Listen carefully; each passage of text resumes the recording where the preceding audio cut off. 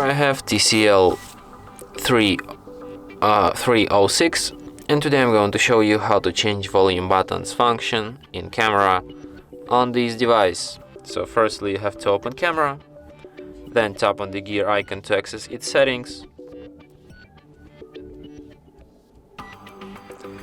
and here in settings you have volume button function. You can set it to shutter, to zoom, or just volume.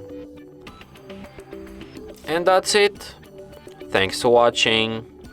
If you find this tutorial useful, don't forget to hit that like button and subscribe to our channel.